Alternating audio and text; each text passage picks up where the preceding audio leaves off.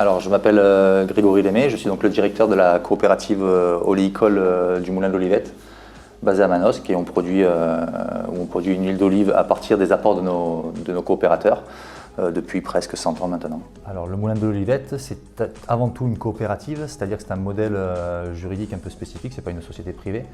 Donc c'est un modèle coopératif, comme son nom l'indique. On a des adhérents qui possèdent le capital et qui donc possèdent la structure, qui eux sont des amoureux de la production et nous confient la charge et le métier de produire une huile pour eux, de laquelle ils récupèrent une rémunération si nous la revendent, ou alors qu'ils se chargent d'écouler par leurs propres moyens, par leur propre réseau de distribution, eux-mêmes. Donc le moulin, lui, est chargé de faire la meilleure huile possible pour restituer le service attendu par ses coopérateurs, qui sont nos clients et à la fois nos patrons. Okay. Nous, l'Opticet, ça fait des années qu'on sait qu'on fait une huile d'excellence. On atteste les nombreux diplômes qu'on a obtenus dès 1932, donc on a ouvert en 1928, notre premier diplôme c'est en 1932. Et on ne jure que par ce credo-là de la qualité, c'est-à-dire que faire de l'huile d'olive, beaucoup de gens savent le faire. Faire une très bonne huile d'olive, c'est un métier, c'est un savoir-faire. Et ce savoir-faire est toujours remis en question de par l'acquisition par la concurrence de technologies. Donc forcément, on cherche toujours à se démarquer, c'est une évidence. Si on veut survivre dans un monde ultra concurrentiel et surtout sur notre bassin de production, il faut arriver à se démarquer.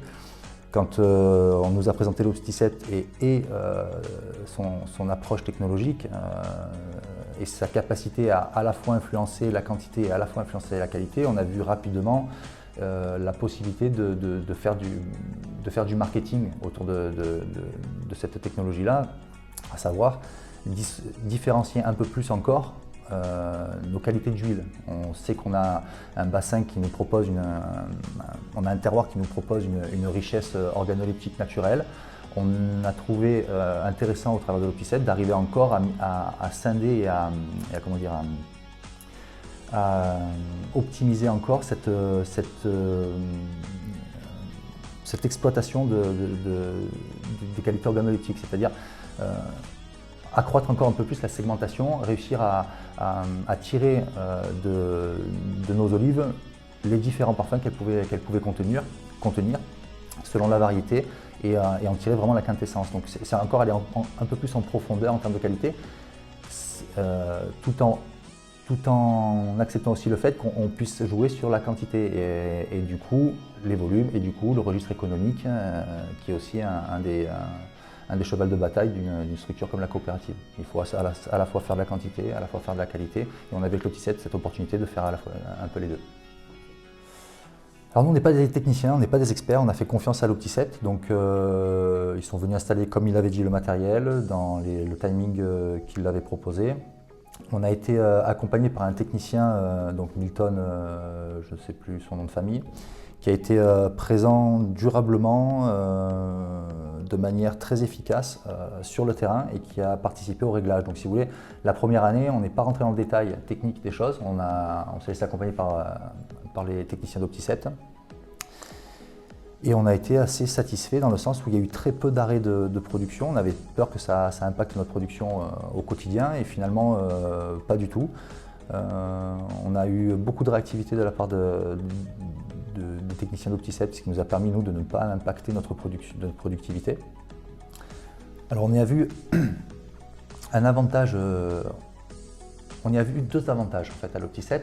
On a vu, comme je vous le disais tout à l'heure, un avantage sur l'aspect qualitatif et un autre avantage sur l'aspect quantitatif. Donc qu'est-ce que ça a amélioré sur notre process? Ça a amélioré en termes de productivité, c'est-à-dire que pour avoir le même niveau de qualité d'huile, on a été capable de réduire les temps de malaxage, c'est-à-dire diviser par deux le temps de malaxage. Ça veut dire diviser par deux les ressources nécessaires à ce temps de malaxage, les coûts associés, etc., etc. pour avoir un niveau de qualité d'huile tout aussi bon. La deuxième amélioration qu'on a pu voir à ça, c'est qu'en maintenant les temps de malaxage, c'est-à-dire en s'affranchissant de la contrainte économique, de la contrainte qualitative, pardon, on a réussi au contraire à accroître la quantité d'huile extraite du produit. Donc l'impact positif, c'est qu'on a pu sortir plus d'huile ou alors sortir une meilleure huile, une huile encore plus verte, plus puissante, en malaxant moins. Donc du gain de ressources, du gain de quantité et du gain de qualité. Alors pour les productions qu'on a faites avec l'Opti7, parce qu'on a segmenté quand même nos productions, on a constaté une huile qui était un peu plus puissante, un peu plus ardente, avec alors un peu plus d'amertume qui finit par s'estomper sur la durée, qui révèle des arômes qui sont beaucoup plus intenses, mais avec des olives qui en plus cette année n'étaient pas de très très bonne qualité. On a réussi à obtenir, à sublimer le produit et à obtenir une qualité encore plus présente, plus intense que les fois précédentes sans l'Opti7. Alors, pour nous, c'est d'autant plus adapté qu'on est sur un territoire qui est forcé par nature de triturer des olives jeunes. Pourquoi? Parce que pour faire ce qu'on appelle le fruité vert, c'est-à-dire la bande précoce de la production d'huile d'olive, là où le fruité mûr serait plutôt la bande tardive, on a besoin d'olives jeunes.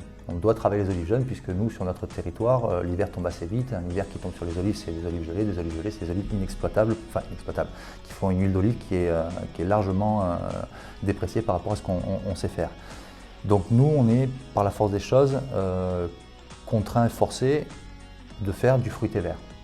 Le fruité vert, comme je vous le disais, c'est donc une huile d'olive qui est faite à partir d'olives jeunes. Donc qui dit jeune, dit puissante, dure, forte, pleine de ressources, etc. Donc difficile à travailler.